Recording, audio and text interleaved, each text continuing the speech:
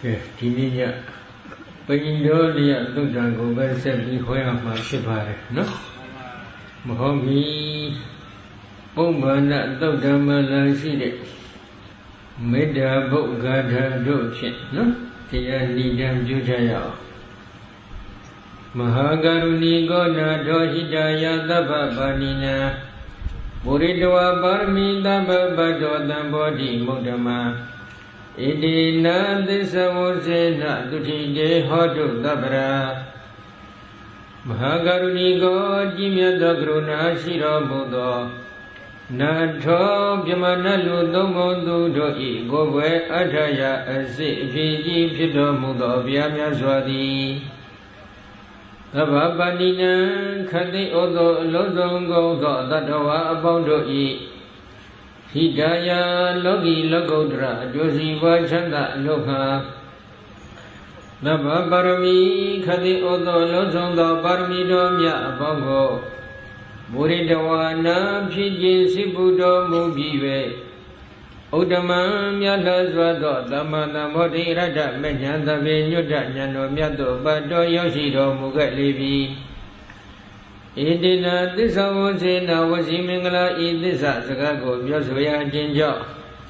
တေတုမကံသင်တရားနာပရိသအပေါင်းသူတော်ကောင်းတို့အားပါဏိနာအပေါင်းများစွာတတဝါတို့အား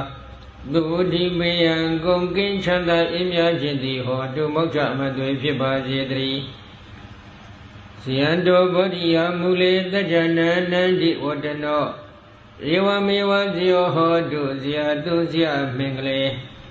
အပရဇိတပလင်ကေတိတိပုထုဝိပောခလေ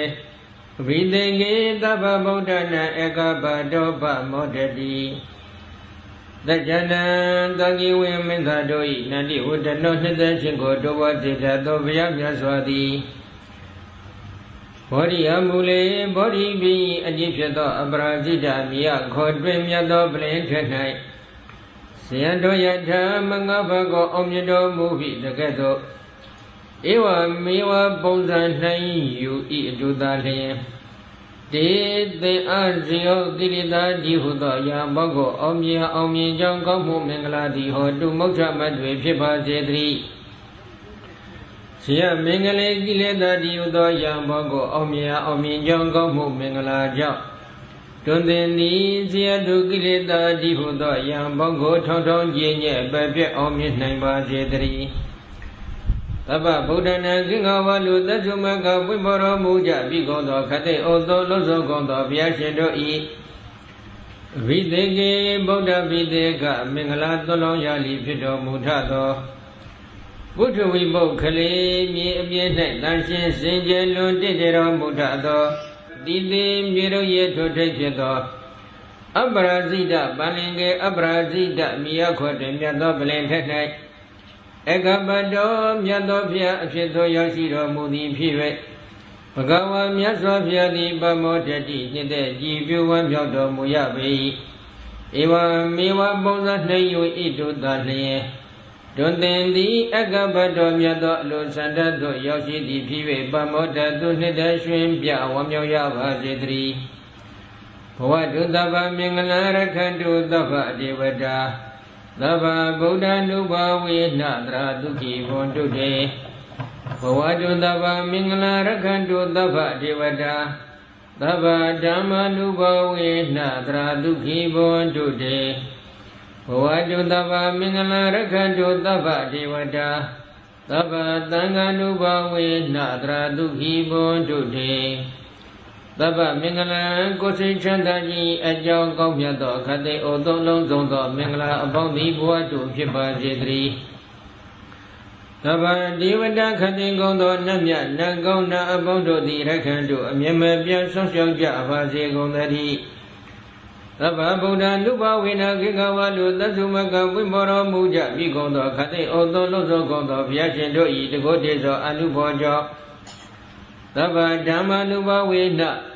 မေဖို့နိဗ္ဗာန်ဓမ္မခံဟုခေါ်ဆိုအပ်သောခတိယသောလုံးစုံကုန်သောတရားတော်မြတ်တို့၏တကုတ်တေသောအနုဘောကြောင့်သဗ္ဗသံဃာနုဘာဝေနရှိအောင်ထင်ပေါ်အရိယထေသံဃာတော်ဒီဟုသောခတိယသောလုံးစုံကုန်သော အရိယသံဃာတော်မြတ်တို့ဤတကုတ်တည်းသောအနုဘောကြောင့်ဒီတရားတော်ကိုယောသေးစွာနာယူလျက်ရှိကြကုန်သောသင်္တပုရိသအပေါင်းတော်ကောင်းတို့သည်ကရဏီယောညံပါဘခမပြအခခသိဒုက္ခိကိုယ်စိတ်နှပြငြိမ်ချမ်းသာခြင်းရှိကြကုန်သည်ဘွန်တူဖြစ်ကြပါစေကုန်သတည်း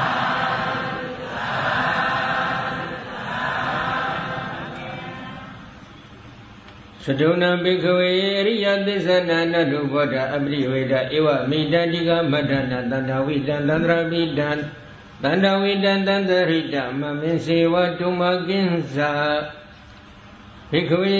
จิตယံတို့သဒုဏအရိယသစ္ဆနာအရိယသစ္စာ၄ရတရားမြတ်တို့ကို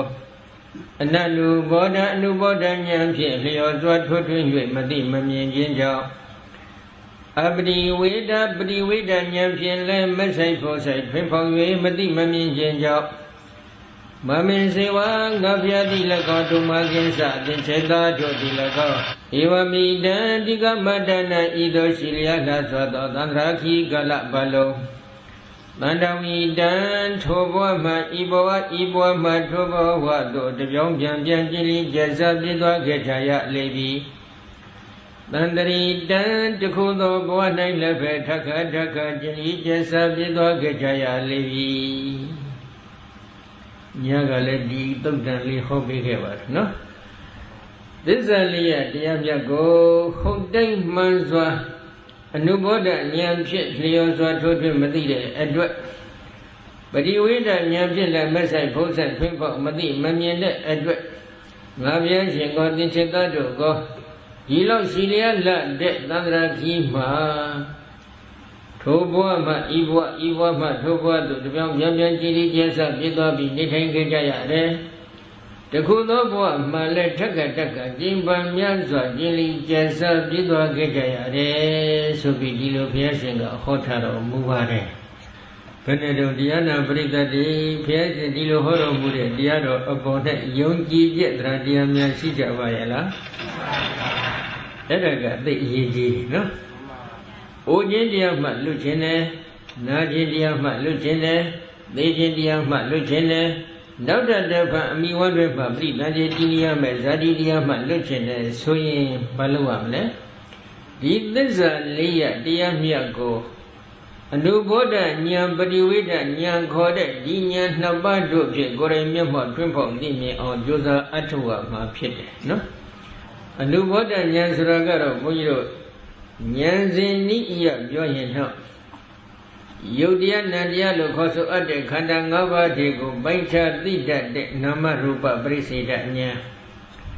ထိုယုတ်နံတို့ရဲ့အကြောင်းတရားတွေကိုဟုတ်တိုင်းမှန်စွာထွန်းထွင်းသိတတ်တဲ့ပိုင်းခြားယူတတ်တဲ့ပစ္စယပရိကဉာဏ်အဲ့ဒီဉာဏ်နှစ်ပါးကိုအနုဘောဓဉာဏ်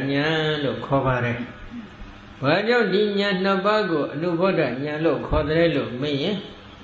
အနုဘုဇ္ဇနထေနအနုဘောဓော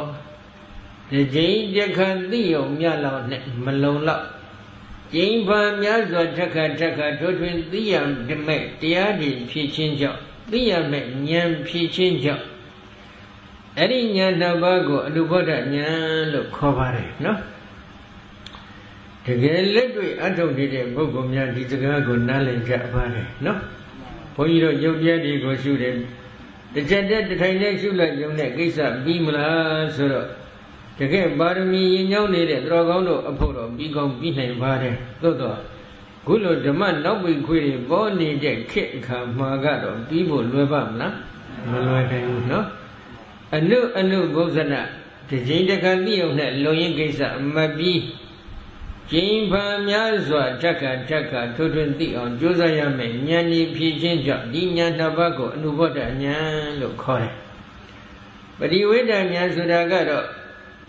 မမတရဉာဏ်ခေါ်တဲ့ယုတ်ဉာဏ်တွေအကြောင်းတရားတွေကိုအနိစ္စဒုက္ခအနတ္တလက္ခဏာကြီးသုံးတန်တင်ပြီးရှုပါသုံးသတ်တဲ့ဉာဏ်ကစပြီးတော့ဥရိယပြဉာဏ်ဖြည့်ခြင်းပြည့်ခြင်းရေကိုမြင်နေတဲ့ဥရိယပြဉာဏ်အဲ့ဒီကနေနောက်တစ်ခါအပြတ်တက်တက်ကိုသိနေတဲ့ပင်ကဉာဏ်ကနေစပြီးတော့ဟိုမဉ္ဇဉ်ဘုံဉာဏ်တိုင်အောင်သောဝိပဿနာဉာဏ်နဲ့အရိယာမဉ္ဇဉ်တို့ကိုပฏิဝေဒဉာဏ်လို့ခေါ်ပါတယ်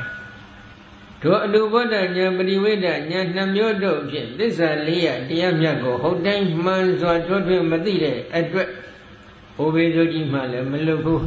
နာဘေဇုကြီးမှလည်းမလွတ်ဘူးသေဘေဇုကြီးမှလည်းမလွတ်ဘူးနောက်တပတ်ဘဝတည်းမပရိသန္တိကြီးရတဲ့ဇာတိဘေဇုကြီးကလည်းမလွတ်မြောက်ကြဘူးထိုဘဝမှာဤဘဝမှာထိုဘဝသို့တပြောင်းပြန်ကျင်လီကျဆပြည့်သွားပြီးနေထိုင်ခဲ့ကြရတယ်တခုသောဘဝမှာလည်းကျင့်ဖန်များစွာထက်ကကျင်လီကျဆပြည့်သွားခဲ့ကြရပါတယ်ဆိုပြီးဒီလိုဘုရားရှင်ကဟောထားဒီတော့ဩဘေဇုကြီးမှလည်းလွတ်ခြင်းတယ်နာဘေဇုကြီးမှလည်းလွတ်ခြင်းတယ်သေဘေဇုကြီးမှလည်းလွတ်ခြင်းတယ်နောက်တပတ်အမိဝန္ဒပပရိသန္တိကြည်နိယမဲ့ဇာတိဘေဇုကြီးမှလည်းလွတ်မြောက်ခြင်းတယ်ဆိုရင်ဘာလို့ရမလဲသစ္စာလေးရတရားမြတ်ကိုအနုဘောဓဉာဏ်ပရိဝေဒဉာဏ်တို့ဖြင့်ထွန်းထွင်းသိအောင်ကြိုးစားရမယ်အပိုင်းဖြစ်ပါတယ်နော်အဲ့ဒီယုံကြည်ချက်ကလေးတော့ခင်ဗျင်းဖို့လိုတယ်စံတဝဝလုံနေခဲ့မယ်ဆိုရင်တော့သာသနာတော်နဲ့တွေ့ရတာမိမိတို့မှာထိုက်တန်တဲ့အကျိုးတရားတွေရနိုင်ပါမလားမရနိုင်ဘူးဒါတတိရှိဖို့သိကောင်းတယ်နော်ဘုရားဟောတရားတဲ့စိတ်ချယုံကြည်ရတဲ့တရားဒေသနာများလောကမှာရှိတယ်လို့လက်ခံခဲ့မယ်ဆိုရင်တော့ဘုရားရှင်ကိုမိမိတို့ဘက်ကကြောခိုင်းတဲ့သဘောတော့ဖြစ်မသွားနိုင်ဘူးလားဖြစ်သွားနိုင်တယ်ဒါစဉ်းစားကြနော်ကဲညကဒီသစ္စာ၄ပါးကိုတစိတ်တရေတဒုက္ခသစ္စာနဲ့သမုဒယသစ္စာအကြောင်းရှင်းခဲ့ပါတယ်နော်ရှင်းကြတော့ဘုန်းကြီးတို့ဒုက္ခသစ္စာအမိရနေတဲ့တရားတွေကသံခိတိနပိစုပါရဏေခန္ဓာဒုက္ခဆိုပြီးအကျဉ်းချုပ်အဖြစ်လူရင်းဒုရှင်းပြောမယ်ဆိုရင်ဥပါဒာနဲ့ခန္ဓာ၅ပါးသည်ဒုက္ခသစ္စာဖြစ်တယ်။ညာကရှင်းခဲ့တဲ့အတိုင်းပဲနော်။ဗရဏာနိယဖြစ်တဏှာကိုလည်းသမုဒယသစ္စာလို့ခေါ်ပါတယ်။ဘာကြောင့်လဲ။တဏှာအစိုးတအစိတရှိနေတဲ့ပုဂ္ဂိုလ်တွေသံတံမှန်တယ်လျင်ထိုပုဂ္ဂိုလ်တို့ထူထောင်တဲ့ကံတွေကအကျိုးပေးနိုင်တဲ့စွမ်းအားရှိတဏှာအစိုးတအစိတမရှိတဲ့ပုဂ္ဂိုလ်တွေရဲ့မှန်တမ်းမှာထိုပုဂ္ဂိုလ်တို့အတိတ်ကထူထောင်ခဲ့တဲ့ကံပိစုပန်မှဆက်လက်ပြီးထူထောင်နေတဲ့ကံတွေဟာအကျိုးပေးနိုင်တဲ့စွမ်းအင်တွေကုန်သွားတယ်နောက်ထပ်ဘဝတည်ဆိုတဲ့အကျိုးကိုမပေးတော့ဒါကြောင့်ဗဒနာနိယဖြင့်တဏှာအစိုးတအစိတရှိခြင်းသည်ဘဝတန္တရာခီကိုလက်ပတ်စေဖို့ရန်အတွက်အကြောင်းရင်းတစ်ခုဖြစ်လို့ဘုရားရှင်ကသမုဒယသစ္စာကိုလည်းတဏှာကိုလည်းသမုဒယသစ္စာလို့ဟောကြားတော်မူခဲ့ပါတယ်နောက်ထပ်တစ်ခုတဏှာကသမုဒယသစ္စာဆိုရင်ကြံနေတဲ့ကိလေသာတရားတွေကိုသမုဒယသစ္စာမဟုတ်တော့ဘူးလားလို့မေးစရာရှိတဲ့အတွက်ကြံနေတဲ့ကိလေသာတွေလည်းသမုဒယသစ္စာပါပဲဒီလိုဆက်ပြီးဟောရပြန်တယ်။ဘာကြောင့်လဲ။ဒေါသတွေသိကြီးမယ်ဆိုရင်လည်းဒီဒေါသကလည်းနောက်ထပ်တဖန်ဘဝတည်ဆိုတဲ့အကျိုးကိုပေးနိုင်တဲ့စွမ်းအားမရှိဘူးလား။ရှိနေတယ်။သူတို့ဘာဒီကိုတည်ကြည်အောင်တတ်ဖြတ်ဖြည့်ဆည်းနေတဲ့ဒီဒေါသကံတွေကလည်းအပေလေးပုံကိုရောက်စေနိုင်တဲ့စွမ်းအားရှိနေပါတယ်။ဒေါသတွေလားဆိုတော့မဟုတ်သေးဘူးကြံနေတဲ့ကိလေသာတရားအလုံးဟာပုံစံတူပဲအပေကိုရောက်စေနိုင်တဲ့စွမ်းအားတွေရှိနေတယ်။ဒါကြောင့်တဏှာနဲ့တကွကိလေသာ10ပါးကိုလည်းသမုဒယသစ္စာလို့ဟောပြီးတော်မူရပြန်တယ်။ဒါလည်းဗရဏာနည်းပဲဖြစ်ပါတယ်။ဒီလိုဆိုရင်တဏှာနဲ့တကွသောကိလေသာ10ပါးတို့ကသာလျှင်သမုဒယသစ္စာမြည်တယ်။ကြံနေတဲ့အကုသိုလ်တရားတွေကသမုဒယသစ္စာမမြည်တော့ဘူးလားလို့မေးเสียရှိတယ်။အဲဒီလိုမေးเสียရှိတဲ့အတွက်တဏှာကိလေသာနဲ့တကွအကုသိုလ်တရားအလုံးဟာလည်းသမုဒယသစ္စာမြည်ပါတယ်ဆိုပြီးဒီလိုထပ်ပြီးဟောတော်မူရပြန်တယ်။ကဲကောင်းပြီ။တဏှာကိလေသာနဲ့တကွအကုသိုလ်တရားတွေကသမုဒယသစ္စာမြည်တယ်ဆိုရင်သန္တရာဝတ်ကိုလည်းပတ်စေနိုင်တဲ့စွမ်းရည်ရှိနေတဲ့အကုသိုလ်ကုသလမူလတရားတွေကိုသမုဒယသစ္စာမမြည်တော့ဘူးလားလို့မေးစရာရှိတဲ့အတွက်တဏှာကိလေသာနှင့်တကွအကုသိုလ်တရားအလုံးနှင့်တကွသန္တရာကိုလည်းပတ်စေတတ်တဲ့အလောဘအဒေါသအမောဟခေါ်တဲ့ကုသလမူလတရား၃ပါးဟာလည်းသမုဒယသစ္စာမြည်တယ်ဆိုပြီးဒီလိုဟောတော်မူပြန်တယ်ဒီတော့မေးစရာရှိတဲ့ဒီကုသိုလ်တရားတွေထဲမှာအလောဘအဒေါသအမောဟကုသလမူလတရား၃ခုကသာပဲသမုဒယသစ္စာမြည်ပြီးတော့ကြံသန္တရာကိုလည်းပတ်စေတတ်တဲ့ကုသိုလ်တရားတွေကသမုဒယသစ္စာမမြည်တော့ဘူးလားလို့မေးစရာရှိလာပြန်တယ်အဲဒီလိုမေးစရာရှိတဲ့အတွက်ကြောင့်ဘုရားရှင်ကလည်းဘာဟောလဲ ကုသိုလ်ကအကုသိုလ်ကမှန်သမျှသန္တရာကိုလက်ပတ်စီတတ်တဲ့ကုသိုလ်ကအကုသိုလ်ကမှန်သမျှသည်သမုဒိယသစ္စာမြည်တယ်ဆိုပြီးတော့ဒီလိုဟောတော်မူရပြန်တယ်အဲ့ဒီဟောတော်မူတဲ့ဤစနစ်ကိုတော့နိဗ္ဗရိတအနည်းသမုဒိယသစ္စာကိုအကျွင့်အကြံမရှိကုံစင်အောင်ဟောတော်မူတဲ့ဤလို့ဒီလိုအထက်ကရာမြတ်ကအဖွင့်ဆိုထားပါတယ်ကဲကောင်းပြီဒီလိုဆိုလို့ရှိရင်ဒီကုသိုလ်ကအကုသိုလ်ကံတွေကဘယ်ပုံဘယ်ပန်းဗတိနာအဖြစ်အကျိုးပေးပါသလဲလို့ဒီလိုမေးเสียရှိတဲ့အတွက်ဟောအင်္ဂုတ္တပါဠိတော်တိဋ္ဌာရဏသုတ်တံမှာဘုရားရှင်ကဝိဇ္ဇာပစ္စယသင်္ခါရစသည်ဖြင့်ကြောင်းကျိုးဆက်နွယ်မှုပရိစ္ဆသမုပ္ပါသဘောတရားတွေကိုသမုဒိယသစ္စာအဖြစ်နဲ့ဟောထားတော်မူခဲ့ပါတယ်ဒီပရိစ္ဆသမုပ္ပါဒေသနာတော်ကိုအကျဉ်းချုပ်လိုက်တဲ့အချိန်ခါမှာအတိနိဟေတောပင်္စဣဒာတိဖလပစ္စကံဣဒာတိဟေတောပင်္စအတိဖလပစ္စကံဆိုပြီးတော့ပဋိသင်္ဗေဒမက္ခပါဠိတော်ကြီးကိုကိုးကားပြီးရှေ့ရှေ့အထက်ကရာကြီးများကဒီဂါထာလေးဖြင့်အကျဉ်းချုပ်ဖော်ပြခဲ့ပါတယ်။ဘာပြောတာလဲ။အတိတ်ကပြုစုပြုထောင်ခဲ့တဲ့အဝိဇ္ဇာတနာဥပါဒသင်္ခါရကံဆိုတဲ့အကြောင်းတရားတွေကြောင့်ဒီဘဝမှာဝိညာဉ်ယောတလနာဖတ်တာဝေဒနာခေါ်တဲ့အကျိုးတရား၅ပါးခန္ဓာ၅ပါးယုတ်တရားနံတရားတွေထင်ရှားဖြစ်ပေါ်လာတယ်။အလားတူပဲဒီဘဝမှာပြုစုပြုထောင်လိုက်တဲ့ဝိဇ္ဇာတနာဥပါဒသင်္ခါရကံဆိုတဲ့အကြောင်းတရားတွေကြောင့်နောအနာဂတ်ကာလမှာဝိညာဉ်ယောတလနာဖတ်တာဝေဒနာလို့ခေါ်ဆိုအပ်တဲ့အကျိုးခန္ဓာ၅ပါးဒုက္ခသစ္စာတရားတွေထင်ရှားဖြစ်ပေါ်လာမယ်။အကြောင်းတရားတွေကဝိဇ္ဇာတနာဥပါဒသင်္ခါရကံဆိုတဲ့အကြောင်းတရားတွေကသမုဒိယသစ္စာတရားဝိညာဉ်ယောတလနာဖတ်တာဝေဒနာခေါ်တဲ့အကျိုးတရား၅ပါးသို့မဟုတ်ခန္ဓာ၅ပါးတို့ကဒုက္ခသစ္စာတရားဖြစ်ပါတယ်သမုဒိယသစ္စာတရားဒီကြောင့်ဒုက္ခသစ္စာဖြစ်ပုံကိုမြင်အောင်ရှုရမယ်ရှုခွင့်ဖြစ်တယ်နော်အဲ့ဒီအပိုင်းကိုဘုန်းကြီးနောက်ပိုင်းမှာထပ်ပြီးတော့ပြောပါမယ်ခုဒီညဘုန်းကြီးစပြီးပြောခြင်းတဲ့အချက်ကတော့ဒုက္ခသစ္စာဖြစ်ပါတယ်ဒုက္ခသစ္စာကဘုန်းကြီးညကရှင်းခဲ့တဲ့အတိုင်းပဲတန်ခိတေနပိစုပါဒနဲ့ခန္ဓာဆိုတဲ့အတိုင်းဥပါဒာနဲ့ခန္ဓာ၅ပါးဒီဒုက္ခသစ္စာဖြစ်တယ်ဒီဥပါဒာနဲ့ခန္ဓာ၅ပါးထဲမှာညကဘုန်းကြီးပြောခဲ့တဲ့အတိုင်းအတိတ်ခန္ဓာ၅ပါးလည်းပါတယ်ပိစုပန်ခန္ဓာ၅ပါးလည်းပါတယ်အနာဂတ်ခန္ဓာ၅ပါးလည်းပါတယ်ဣဇဒခန္ဓာ၅ပါးဗိဒခန္ဓာ၅ပါးတွေလည်းပါတယ်အဲ့ဒီခန္ဓာ၅ပါးအလုံးသည်ဘာသစ္စာလဲဒုက္ခသစ္စာဖြစ်တယ်အဲ့ဒီဒုက္ခသစ္စာကိုတမ္မာဒိဋ္ဌိဉာဏ်ပညာဖြင့်ကိုယ်တိုင်မျက်မှောက်ထွန်းဖော်မသိခဲ့ရင်သန္တရာဝဆင်းဒုက္ခဂုံရာဖြစ်တဲ့နိဗ္ဗာန်ကိုရနိုင်မလားမရနိုင်ဘူးတဲ့ဒီချက်ကိုတော့ယုံကြည်ဖို့လိုတယ်နော်ကဲအဲ့ဒီယုံကြည်ချက်ရှိမှဒီဒုက္ခသစ္စာခေါ်တဲ့ဒီခန္ဓာ၅ပါးကိုသိအောင်ကြိုးစားအထောက်မှဖြစ်တယ်ကျိုးစားအထုတ်တဲ့အပိုင်းမှာဘုန်းကြီးတို့ရူပခန္ဓာအယယုတ်တရားကိုနည်းနည်းရှင်းဥစွာပြောမယ်ဘုန်းကြီးတို့ဗုဒ္ဓအဘိဓမ္မာမှာယုတ်တရားတွေကကလတ်လို့ခေါ်တဲ့အမှုံလေးတွေအနေနဲ့ဖြစ်ပါတယ်ယုတ်ကလတ်ဆိုတာကယုတ်လောကမှာအသေးဆုံးအဖွဲ့အစည်းလေးတစ်ခုဖြစ်ပါတယ်ဒီနေ့သိပ္ပံမှာပြောနေတဲ့အတွင်တဲ့တော့အစာပေါင်းများစွာသိလိမ့်မယ်လို့ယူဆရတယ်ဘာကြောင့်လဲသူတို့သိပ္ပံပညာရှင်များကခုနောက်ဆုံးသူတို့ရဲ့သိပ္ပံနည်းရစမ်းသပ်ရှာဖွေတွေ့ရှိတဲ့အချက်အရပြောမယ်ဆိုရင်အတွင်လို့ခေါ်ဆိုအပ်တဲ့ဒီအနုမြုံမှာအီလက်ထရွန်ညူထရွန်ပရိုတွန်လို့ခေါ်ဆိုအပ်တဲ့နော်လျှက်စစ်ဓာတ်ကလေးတွေကများစွာဝိုင်းရံပြီးထားတယ်စသဖြင့်သူတို့ဒီလိုရှာဖွေတွေ့ရှိတဲ့အကြောင်းတင်ပြကြတယ်ဘုန်းကြီးတို့ဗုဒ္ဓအဘိဓမ္မာမှာကတော့အဲ့ဒီအတွင်တဲ့ကလတ်ဆိုတာကအဲ့ဒီအတွင်တဲ့ကိုအစာပေါင်းများစွာသိမယ်လို့ယူဆရတယ်ပရမဏုမြုခန့်လောက်ဆိုပြီးဒီလိုတော့ဇာမဖော်ပြထားပါတယ်နော်အဲ့ဒီပရမဏုမြုခန့်တော့အလွန်အလွန်သိငယ်နေတဲ့ဒီကလတ်ကလေးတွေဒီယုတ်တရားလားလို့မေးတော့မဟုတ်သေးပါဘူးယုတ်တို့ရဲ့အသေးဆုံးအဖွဲ့အစည်းတစ်ခုသာဖြစ်တယ်အဲ့ဒီအသေးဆုံးအဖွဲ့အစည်းကိုသိပ္ပံပညာရှင်တွေကသူတို့ဓာတ်ခွဲခန်းထဲမှာဓာတ်ခွဲခန်းမှာအသုံးပြုတဲ့ကိရိယာတို့ရဲ့အကူအညီနဲ့ရှာဖွေတွေ့ရှိခြင်းသာဖြစ်တဲ့ပဂတိမျက်စိလို့ခေါ်ဆိုအပ်တဲ့ပင်ကိုမျက်စိနဲ့ကိုရှာဖွေတွေ့ရှိတာမျိုးဟုတ်သလားမဟုတ်ဘူးဉာဏ်မျက်စိနဲ့သူတို့ထွန်းထွန်းသိတာကဟုတ်သလားလို့မေးတော့မဟုတ်ဘူးဘာကြောင့်လဲ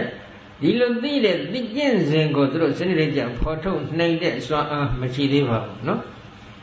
မရှိသေးတဲ့ကဘာကြောင့်လဲလို့မေးတော့ဒီအမှုန်လေးတွေကပေါ်ပြီးတဲ့ချက်ချင်းပြောက်တယ်ပေါ်လာပြီးပြောက်သွားတဲ့အချိန်ကိုနိုင်စက္ကန့်လေးနဲ့တိုက်တာကြည့်ရင်တိုက်တာလို့မရနိုင်လောက်အောင်အလွတ်လင်းမြန်နေတယ်ဘလို့အထိလင်းမြန်နေဆိုတာနဲ့ပတ်သက်လို့တော့ဘုန်းကြီးတို့ဇာပိနယ်မှာနတ်လောကနဲ့ပတ်သက်ပြီးတော့မျက်စိတမိတ်လျှက်ဒီပြည့်လို့ခေါ်ဆိုအပ်တဲ့အချိန်ကာလအတွင်းမှာဂရေတသိမ့်မကဖြစ်ပြီးပြတ်သွားတယ်ဆိုပြီးတော့ဒီလိုဖော်ပြချက်ဖိနပိလူပမသုတ်တံအထက်ကရာများမှာဖော်ပြချက်ရှိပါတယ်ယုတ်လောကကြတော့နန္တရားတို့စိတ်တခဏ16ချက်အသက်ရှိတယ်ဆိုပြီးဒီလိုဖော်ပြထားတယ်ဒီတော့ဂရေတသိန်းကို16နဲ့စရင်ဂရေ9800ကျော်လောက်ထွက်လာတယ်ဆိုကြစို့နော်ပြောလို့တဲ့အဓိပ္ပာယ်ကတော့မျက်စိတမိတ်လျှက်ပြည့်တစ်စက္ကန့်လို့ခေါ်ဆိုအပ်တဲ့အချိန်ကာလကိုဂရေပုံ9000ကျော်လောက်ပုံလိုက်ရင်တပုံခန့်လောက်သက်တမ်းရှိပါတယ်ဒီလောက်အထိလင်းမြန်တယ်သို့တော့အတိအကျတိုင်းတာလို့မရပါဘူးဒါကလင်းမြန်ကြောင်းကိုနမူနာအနေနဲ့ဖော်ပြတဲ့သဘောသာဖြစ်ပါတယ်အဲ့ဒါလောက်လင်းလင်းမြန်မြန်ဖြစ်ပေါ်သွားတဲ့ယုတ်ကလတစ်ခုတစ်ခုအတွင်းမှာပထဝီအဘောတိဇောဝါယောအစဉ်အနတ်အယတာဩဇာစသည်ဖြင့်သဘောတရားလေးတွေက8ခု9ခု10ခုစသည်ဖြင့်ရှိပါတယ်အဲ့ဒီသဘောတရားလေးတွေကဇာလင်ယုတ်ပရမအစစ်ဖြစ်တယ်အဲ့ဒီယုတ်ပရမအစစ်ကိုဟုတ်တိုင်းမှန်စွာထွန်းထွင်းသိပါမှရူပခန္ဓာကိုသိတဲ့အဆင့်လည်းရှိပါသေးတယ်အဲ့ဒီယုတ်ပရမတ်ကိုဟုတ်တိုင်းမှန်စွာထွန်းထွင်းမသိခဲ့ဘူးဆိုရင်ဒုက္ခသစ္စာကိုသိတယ်လို့မခေါ်နိုင်သေးဘူးဒုက္ခသစ္စာကိုဟုတ်တိုင်းမှန်စွာထွန်းထွင်းမသိတဲ့ပုဂ္ဂိုလ်သည်သန္တရာဝဆင်းဒုက္ခဂုံရဖြစ်တဲ့နိဗ္ဗာန်ကိုမျက်မှောက်ပြုနိုင်မလားမပြုနိုင်ဘူးအဲ့ဒီစကားရက်ကိုဒီနေ့တရားနာပရိသတ်တွေယုံကြည်ချက်ရှိဖို့သိလိုနေပါတယ်နော်ဒီတရားတရားလေးကသိအရေးကြီးတယ်ယုံကြည်ချက်အပြည့်အဝရှိမှလုပ်ငန်းခွင်ကပြုလုပ်နိုင်မှာဖြစ်တယ်ကောင်းပြီဒီလိုယုံကြည်ချက်ကိုသိအောင်ဘယ်ပုံဘယ်ပန်းဗတိလအပြင်ကျင့်ရမလဲလို့ဒီကျင့်စဉ်ပိုင်းကိုမေးစရာတော့ရှိတယ်နော်ဘုန်းကြီးဒီကျင့်စဉ်ပိုင်းကိုပြောပြပါမယ်သို့တော့မပြောမိမှနောက်ထပ်တစ်ခုထပ်ပြောချင်တာကနံလောကအကြောင်းပဲနံတရားလောကမှာဝိဓိလို့ခေါ်တဲ့စိတ်တဏှာမှာလမ်းကြောင်းအတန်ဖြစ်ပေါ်သွားတဲ့စိတ်စေတသိက်တွေလည်းရှိကြတယ်ဝိဓိမဟုတ်လို့ခေါ်ဆိုအပ်တဲ့ဝိဓိလမ်းကြောင်းမှာအလွတ်ဖြစ်နေတဲ့စိတ်စေတသိက်နံတရားစုတွေလည်းရှိကြပါတယ်စိတ်တို့မြည်ဒီမှာရှင်ဘက်စေတသိက်တွေနဲ့ကင်းပြီးဘယ်လို့မှဖြစ်နိုင်တဲ့စွမ်းအားမရှိဘူးစေတသိက်တို့မြည်ဒီမှာလည်းစိတ်နဲ့ကင်းပြီးဖြစ်နိုင်တဲ့စွမ်းအားမရှိဘူးစိတ်စေတသိက်တွေကစိတ်တက္ကနာတိုင်းမှာအမြဲတမ်းရှင်တွဲပြီးတော့ဖြစ်ပေါ်သွားကြတယ်တချို့စိတ်တက္ကနာတွေမှာအ ਨੇ ဆုံးပမာဏအဖြစ်အသိစိတ်ဖတ်တာဝေဒနာတင်ညာစေရနာဧကဂတဇဝိဒမနတိကာရဆိုပြီးစိတ်စေတသိက်ရှင်းလုံးပေါင်းစပ်မှဖြစ်နိုင်တဲ့စွမ်းအားရှိဒါကအ ਨੇ ဆုံးပဲဇောစိတ်တက္ကနာတို့လိုတချို့ကုသိုလ်ဇောဖြစ်ခဲ့မယ်ဆိုရင်စိတ်စေတသိက်34လုံးအထိရှိပါတယ်အဲ့ဒီနံတရားလေးတွေကိုဤကဖတ်တဤကဝေဒနာဤကတင်ညာဤကစေရနာဤကဝိညာဉ်စသည်ဖြင့်တလုံးစီတလုံးစီဉာဏ်နဲ့မှပိုင်းခြားပြီးခွဲခြားစိတ်ဖြာမသိခဲ့ဘူးဆိုရင်နံလောကကိုသိပြီးမမြည်ပါဘူးဝေဒနာခန္ဓာတင်ညာခန္ဓာသင်္ခါရခန္ဓာဝိညာဉ်ခန္ဓာခေါ်တဲ့နံခန္ဓာ၄ပါးကိုသိတယ်လို့မခေါ်ဘူးနံခန္ဓာ၄ပါးကိုမသိခဲ့ရင်လည်းဒုက္ခသစ္စာသိတယ်လို့မပြောနိုင်ဘူးအဲ့ဒီဒုက္ခသစ္စာကိုမသိခဲ့ဘူးဆိုရင်လည်းသန္တရာဝဆင်းဒုက္ခဂုံရဖြစ်တဲ့နိဗ္ဗာန်ကိုမျက်မှောက်ပြုနိုင်မလားမပြုနိုင်ဘူးဒီအချက်ကိုလည်းယုံကြည်ဖို့တော့လိုတယ်နော်နောက်တစ်ခုဝိဓိရဲ့ပြင်ဘက်မှာဝိဓိမုတ်စိတ်ဆိုပြီးတော့လည်းရှိကြပါတယ်အထူးသဖြင့်တော့ဘုန်းကြီးတို့ဘဝင်စိတ်ခေါ်တယ်ဒီဘဝင်စိတ်ကဘဝင်ကဘဝအင်္ဂဘဝရဲ့အကြောင်းတရားဘယ်လိုအကြောင်းတရားလဲလို့မေးတော့ဝိဓိစိတ်ကြီးကဖြစ်သွားပြီခုလိုအယောင်မြင်တယ်ဆိုကြတော့သက္ကုဒ္ဒရဝိဓိစိတ်ဖြစ်မယ်ခုဘုန်းကြီးတရားဟောနေတဲ့အတန်ကိုကြားရင်သောတာဒ္ဒရဝိဓိစိတ်ကြီးဖြစ်မယ်အဲ့ဒီဝိဓိစိတ်ကြီးမဖြစ်လို့ကုံဆုံးသွားပြီရပ်သွားပြီဆိုရင်ဘဝင်စိတ်ကလေးကစိတ်အစဉ်မပြတ်စဲရေးအတွက်ဆက်လက်ပြီးဖြစ်ပေါ်ပေးရပါတယ် Bawa masih asim mabiasai adwat bawa ya ajang dia takut abjad people bini ada di sega belum pidra lu mero managa adega lupa yang jangkan lukana ngabago ya jang pidra kan ye go terongge eri gaya swan in tadi jang people ni ada people agaknya di ganga ni biro di buin sekali go selabi people nain zede swan ini kau kan tu mesti sirap soalnya dah bawa aku asam tak ada berdiri lu kawar, no? Dah bawa masih asim mabiasai adwat bawa ye ajang dia abjad people ni deh di buin sekali lah sijak hari. Dia luda people nyambi di namyolong sendua biro berita deh di negara deh luda people masuknya. Sesudahnya dosa lelong arti siapa, no? Hari dosa lelong ni kan, bari lelong ni tu, ni jenis tu, beri mana cai dia tu lelaba, ledui led goreng cumpau ni mian, cincin juga banyak atau bah, dia buat mak goseng orang pergi pergi mohon yang bau, no? Jadi di Naloga gole hodai maza chodwe lira loga di jambare soye balawa male di baili pungi bjojena ba no nyaga pungi nidam bjoge mare tamadi bhikkhave bawe tha tamahi do bhikkhve bhikkhu yatha buddha passanati bhikkhave chittayan do tamadi ko bawe tha pamya cha ba kaung lo Tamahi do tamadi side bogodi yatha buddha makhomabya hodai manza passanati bogwebya bya chittayan do tamadi ko thurong ja samma tamadi sinede yahan do di hodai manza bogwebya bya ti pare bari ko ti male idan dukkhanti yatha buddha passanati yan dukkha tamuriyoti yatha buddha passanati Ayan dukkha nirodho yatha buddha passanati Idan dukkha yatha buddha passanati Ayan dukkha tamuriyoti yatha buddha passanati Ayan dukkha nirodho yatha buddha passanati Ayan dukkha nirodha kamini paripadhati yatha buddha passanati Ika dukkha thissa lo hodai mansa gwagwe pyapyati me Ika tamuriya thissa lo hodai mansa gwagwe pyapyati me Ika Dukkha chokya nirodha ariya thissaတရားလို့ဟုတ်တိုင်းမှန်စွာကိုယ်ကပြောပြသိမယ်။ဒီကဒုက္ခချုပ်ရာနိရောဓနိဗ္ဗာန်သို့ရောက်ကြောင်းကျင့်စဉ်လို့ခေါ်ဆိုအပ်တဲ့မဂ္ဂအရိယသစ္စာတရားလို့ဟုတ်တိုင်းမှန်စွာကိုယ်ကပြောပြသိမယ်။ဒီလိုဟုတ်တိုင်းမှန်စွာကိုယ်ကပြောပြသိရှိအတွက်သင်္ချေသားတို့သင်္ချေသမီးတို့သမာဓိကိုထူထောင်ကြပါဆိုပြီးတော့ဘုရားရှင်ကတိုက်တွန်းထားပါတယ်။ဒါသစ္စာတန်ရုပ်မှာလာရှိတဲ့သမာဓိသုတ်တံဖြစ်ပါတယ်။နာယုတ်ပါဠိတော်တတ္တိယအတွက်ဇာမျက်နှာ363မှာလာရှိတဲ့သမာဓိသုတ်တံဖြစ်ပါတယ်နော်ဘုန်းကြီးဟောတဲ့တရားဟုတ်သလားမဟုတ်ဘူးနော်မြတ်စွာဘုရားကိုယ်တော်တိုင်ကဟောကြားတော်မူတဲ့တရားဖြစ်ပါတယ်သမာဓိနဲ့ဒီသစ္စာလေးပါးကိုသိတာနဲ့ဘယ်လိုဝင်းဆက်နေတယ်လို့မေးစရာရှိပါတယ်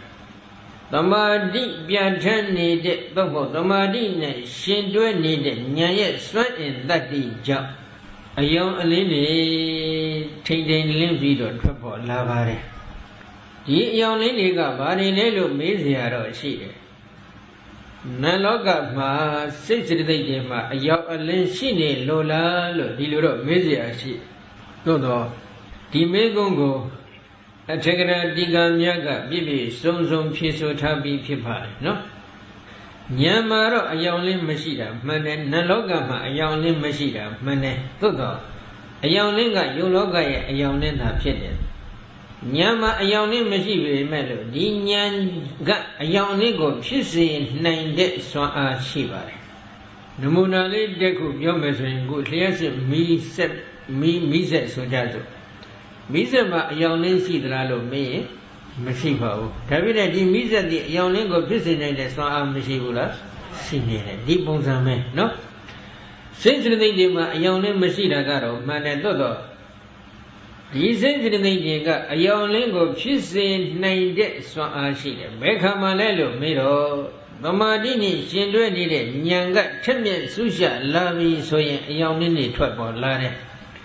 ဘယ်ပုံပဲမဏိလအဖြစ်ဒီအယောင်လေးတွေကထွက်ပေါ်လာတယ်လို့မေးစရာရှိတယ် ဘုန်းကြီးတို့နှလုံးအိမ်အတွင်းမှာဟရိယဝတ္ထုရုပ်ဆိုတာရှိပါတယ်ဒီဟရိယဝတ္ထုနဲ့ပတ်သက်လို့ဘုန်းကြီးနည်းနည်းလေးဘုဒ္ဓတန်လေးတစ်ခုတော့ထပ်ပြောချင်ပါတယ်ဒီတစ်ပတ်ဘုန်းကြီးအမေရိကရောက်တော့မက်ဆာချူးဆက်ဆိုပါတော့နော်ပြည်နယ်ဘော့စတွန်နဲ့မလန်းမကန်းပေါ့လေမိုင်150လောက်အကွာမှာ Forest Refuge လို့ခေါ်ဆိုအပ်တဲ့တရားစခန်းတစ်ခုရှိပါတယ်ဧက180လောက်ကျယ်ဝန်းနေတဲ့တောအုပ်ကြီးတစ်ခုအတွင်းမှာအလဲကောင်မှာတင်ရှိနေတော့အမတန်တိတ်ဆိတ်ငြိမ်သက်တဲ့တရားစခန်းတစ်ခုဖြစ်ပါတယ်ဒုတရားစခန်းမှာဘုန်းကြီးဒီနှစ်နှစ်လတရားစခန်းကျင်းပပေးခဲ့ပါတယ်အဲ့ဒီမှာဘုန်းကြီးပြောချင်တဲ့အချက်ကလေးကတော့ဂျမီကန်ဆိုတဲ့အမေရိကကျွန်းနဲ့မလန်းမကန်းလေးမှာတည်ရှိတဲ့ကျွန်းငယ်လေးတစ်ခုရှိတယ်အဲ့ဒီကျွန်းငယ်လေးမှာနေထိုင်တဲ့မြန်မာအမျိုးသားတက္ကကြီးတယောက်ကဘုန်းကြီးနဲ့လာပြီးတရားဆွေးနွေးတယ်ဟရိယဝတ္ထုကိုမြတ်စွာဘုရားကတည်းရဲ့ဟောကြားထားတာမရှိပါဘူးဆိုပြီးတော့ဒီလိုအနောက်တိုင်းပုဂ္ဂိုလ်တွေကဆွနေတယ်ဒီချက်နဲ့ပတ်သက်ပြီးဆရာတော်ဘယ်လိုသဘောရသလဲဆိုပြီးဒီမေကုန်းလေးတစ်ခုမေးပါတယ်နော်ဟရိယဝတ္ထုဆိုတဲ့နာမည်တက်ပြီးတော့မြတ်စွာဘုရားကတော့ဟောသွားတာကမရှိတာတော့မှန်တယ်ဒါပေမဲ့လို့ပဋ္ဌာန်းဒေသနာတော်မှာယံရူပနိတယမနောဓာတုသမနောဝိညာဏဓာတုသဝတ္တန္တိစသည်ဖြင့်အကျဉ်းယုတ်တရားကိုအမိပြုတ်ပြီးတော့မနောဓာမနောဝိညာဏဓာတ်လို့ခေါ်ဆိုအပ်တဲ့နတ်တရားတွေကဖြစ်တယ်ထိုယုတ်တရားကထိုနတ်တရားတို့အားဝုဒ္ဓပုရိသတနိတယလို့ခေါ်ဆိုအပ်တဲ့မိယဝတ္ထုအကြောင်းတရားအဖြစ်နဲ့ကျေစုပြုပေးနေပါတယ်ဆိုပြီးတော့ဒီလိုဘုရားရှင်ဟောထားတဲ့ဒေသနာတော်အတိအကျရှိတော့အဲ့ဒီဒေသနာတော်မှာဘုရားရှင်ကယံရူပအကျဉ်းရုပ်လို့သာဟောတယ်ဟရိယဝတ္ထုလို့မဟောဘူးဆိုပြီးတော့ဒီလိုသူတို့ကကန့်ကွက်ကြတယ်